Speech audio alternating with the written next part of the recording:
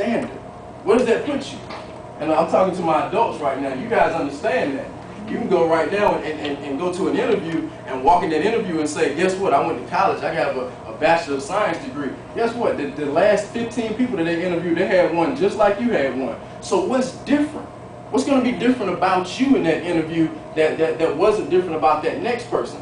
As adults, since we understand that, how do we train our kids today? How do we put them in a position today in order that when 10, 20 years from now, when they're in that interview, they have something different? They're able to say, you know what, I wanted to be a chef. Not only did I go to school to be a chef, but you know what, for 10 years of my life, I was a part of a program that partnered me up with a chef. So not only do I know what's on paper about cooking, but guess what, put me in the kitchen.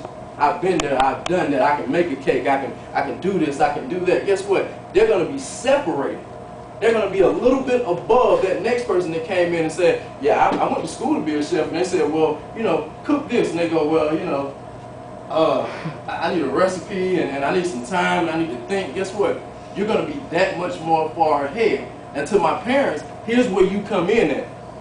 It's not always going to be easy to put your kids in that above and beyond position because let's face it, they're students. So the level that they reach is predicated upon us.